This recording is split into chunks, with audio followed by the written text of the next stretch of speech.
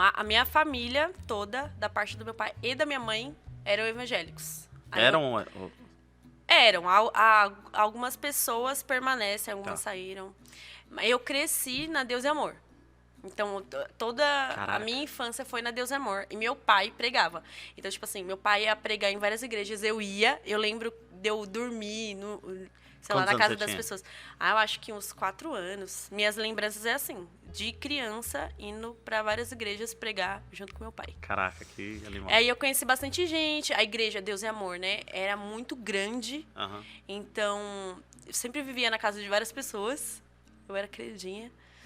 E aí teve a separação dos meus pais, aí a gente saiu da igreja, né? Porque aí eu continuei morando com a minha mãe e saí da igreja. Aham.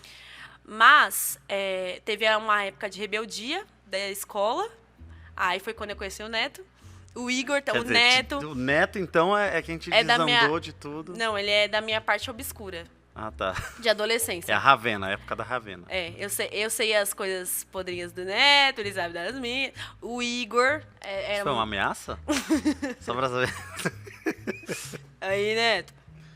E aí, na época da escola, aí conheci eles, nós somos amigos desde a época da escola. Uhum.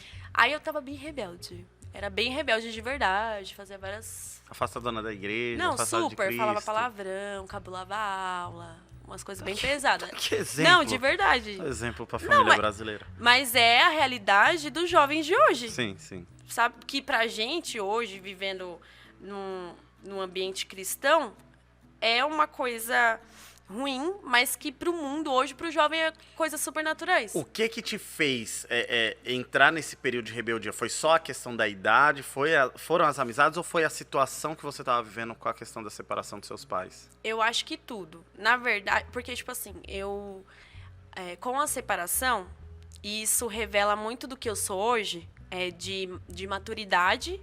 Eu tive que pegar algumas responsabilidades pra mim. Uhum. Então, isso Você ficou influenciava. com a sua mãe. Fiquei com a minha mãe e com meus irmãos.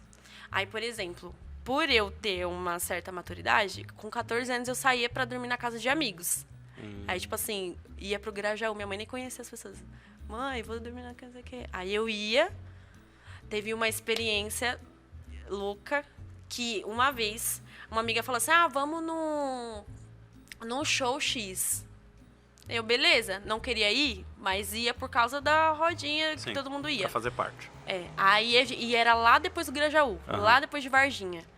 Aí a gente chegou, era um sítio, mano, tudo escuro, só tinha jovem. E aí, agora eu percebo que o Espírito Santo já tava me fazendo perceber algumas coisas, sabe? Aham. Que não era o meu lugar. Sim.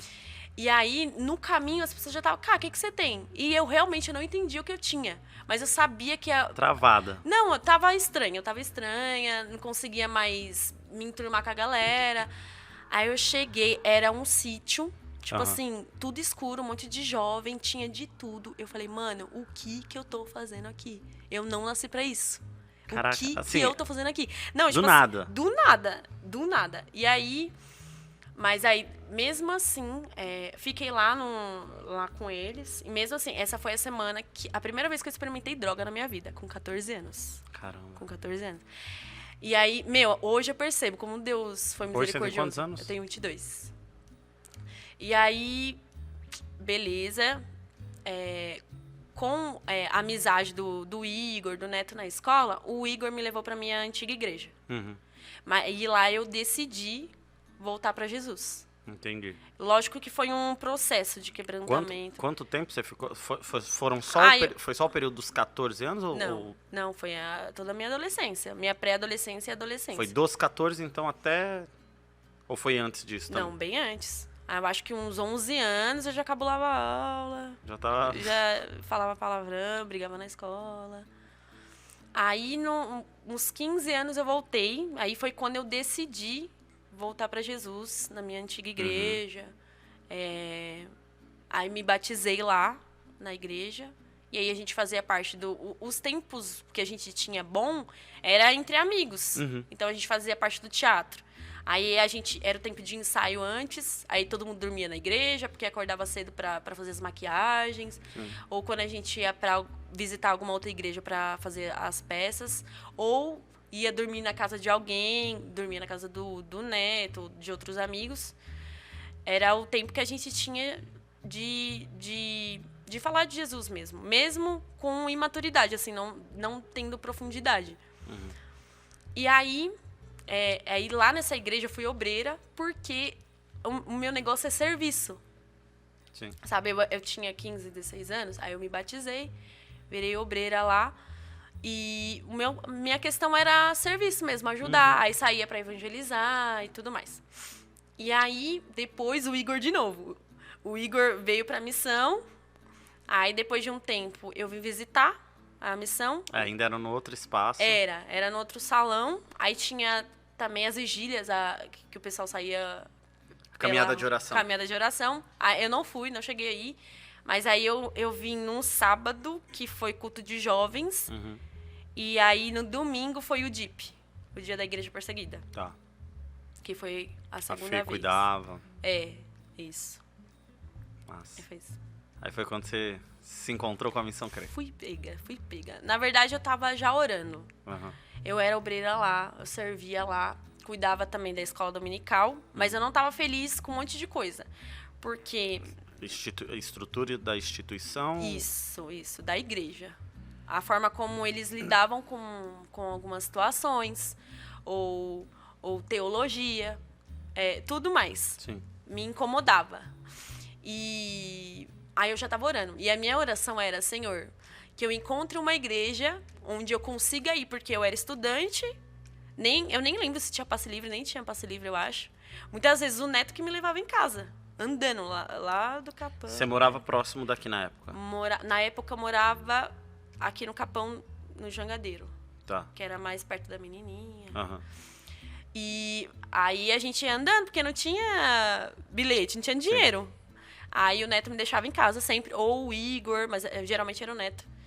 E aí minha oração era, Senhor, prepara uma igreja onde eu consiga ir, que seja perto, seja meu bairro, e onde eu consiga acreditar no meu pastor. Essa era a minha oração. Uau. Porque eu não conseguia ver pastores como pessoas íntegras, como pessoas honestas. Como pessoas que eu poderia confiar no que ele fala, porque ele vive aquilo, sabe? E essa era a minha oração. Sim. E aí eu vim, mas não fugindo de lá, mas realmente procurando um outro lugar. É o lance de você sentir fome e não tá sendo alimentada, né? Sim, exatamente. Não tem a fonte, não tem de onde pegar alimento. E é complicado porque se você atua, no caso você falou que você era obreira, então você servia. Então você dava muito, mas aí não se abastecia. Exatamente. Na verdade, sim, a gente tem que se abastecer, né? Pessoalmente, leitura bíblica, jejum, né? Tempo de secreto com Deus. Mas sente essa falta do pastoreio ali, sim, né? Do cuidado. De uma base, né? E me perdi onde eu tava. Você tava falando que você tava orando para que Deus te levasse para uma igreja que tivesse um pastor que vivesse aquilo que pregasse. Né? Aí quando eu vim, no primeiro culto de jovens, mano, já me acabei, porque eu nem choro.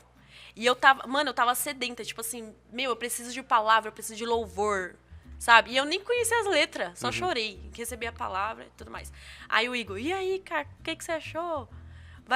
Amanhã tem DIP, você vai vir? Não sei o que. Eu venho.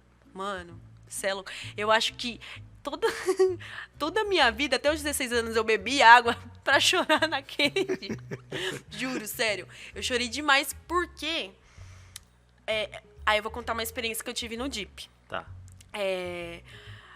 Muito do que Deus estava me lembrando e me constrangendo era de mostrar quem eu era de verdade. Então, tipo assim, eu tava em ambiente com pessoas que eu sabia que não era pra mim.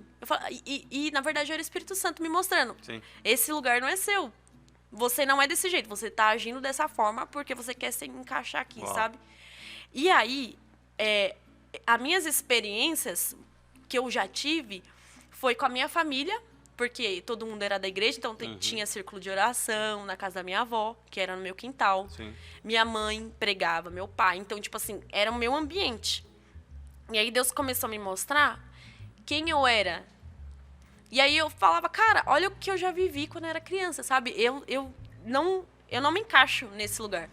E aí, no DIP, mano, Deus me pegou em missão e o que eu tava fazendo na minha vida. Você já tinha claro o seu chamado missionário não, ou não? Foi aí. Por quê? No DIP, que é o Dia da Igreja Perseguida, é o foco para isso, para as missões, né, para as nações e para os cristãos que estão em campo. O DIP, só para quem está assistindo que não conhece, explica um pouquinho o que é o DIP em si. Ele é um movimento do Portas Abertas? Do Portas Abertas. E aí eles mantêm missionários, pessoas que estão no campo. E aí as igrejas que participam, que decidem fazer o DIP, eles levantam ofertas para mandar pro Portas Abertas poder sustentar esses missionários. Exatamente. Entendi. E aí teve ministrações, pessoas que tiveram experiências e tudo mais. E aí eu me encontrei no Senhor, será que aqui é meu lugar? De uma igreja que tem uma estrutura bíblica, sabe? Que são pessoas que sabem para onde está indo, que tem um propósito. E Deus começou a me lembrar de criança, quando eu queria, sem saber, fazer missões. Uau. Ou seja, desde criança eu queria ser médica. Desde criança eu sabia que eu ia trabalhar na saúde. Porque o meu desejo era ajudar pessoas necessitadas. Uau. Cuidar de vidas. Sim.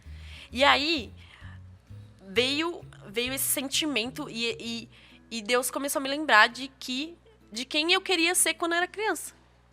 Uau. E foi no DIP, real.